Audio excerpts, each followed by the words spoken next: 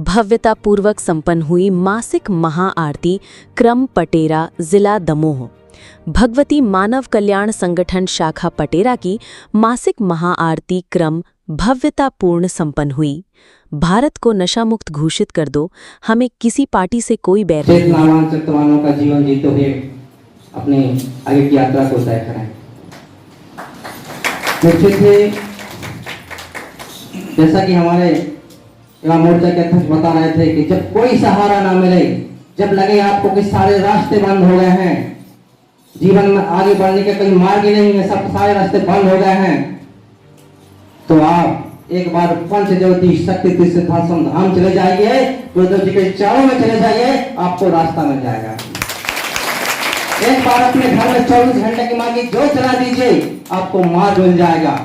पूज्य गुरुदेव जी द्वारा जो ओम शक्ति पुत्रा ग्रुप नमः, ओम जगदम्बे दुर्गा नमः, ये दिव्य उत्कृष्ट मंत्र दिए गए हैं, और आपको लगता है कैसी परिस्थितियों में किसी संघर्ष में फंस जाते हैं, तो इन मंत्रों का जाप शुरू कर दीजिए, आपको मार्ग मिल जाएगा, आपको राह मिल जाएगी।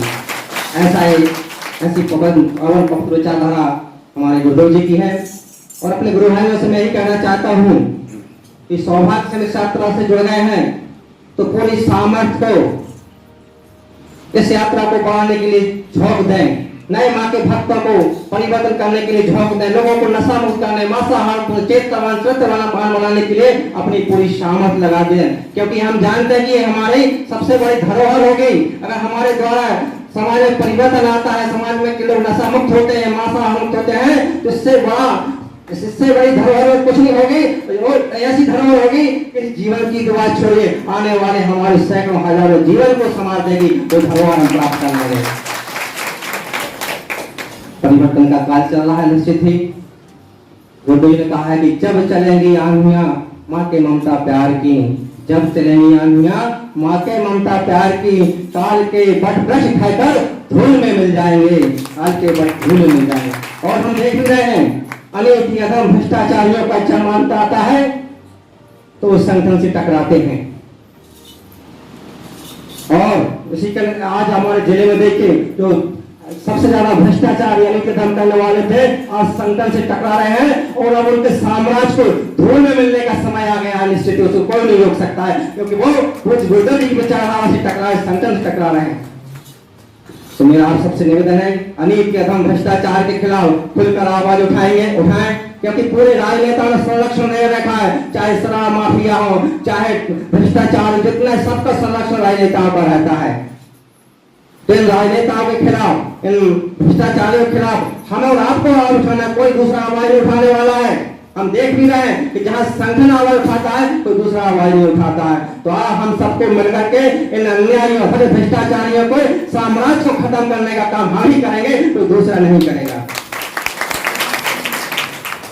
कथावाचक हमारे समाज को चंगुल में फंसाते जा रहे हैं, तरह तरह की मनगढ़ंत कथाएं, तरह तरह की बातें कह करके हमारे भोले भाले मासूम लोगों को अपने प्रलोभों में रखते हैं, तरह तरह की कथा सुना के नाच गान करवाते, रास रंग करवाते हैं। तो मेरा आप सबसे निवेदन है, संगठन के लोगों से निवेदन है कि समाज के लोगों को जागृत करें कि ऐसे तंत्र मंत्र पर झाड़ फूक पर ऐसे कथा लोग भी लंपट कथावाचकों से दूर रहे, क्योंकि उनके पास कुछ नहीं होता है, अर्थात की ABCD नहीं जानते हैं। इसलिए हमारे गुरुदेव जी बार बार कहते हैं किसी के पास तब्बल की सामर्थ है तो गुरुदेव का मेरे तब्बल का सामना करें, मेरे सामने आकर सामना करें।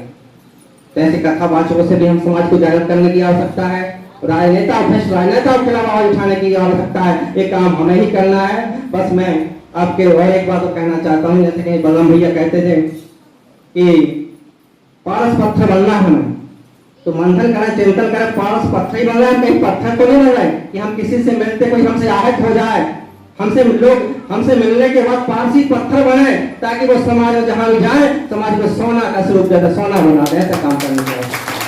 तो मंथन करें, चिंतन करें कि हम वास्तव में पारस पत्थर बन रहे हैं कि नहीं।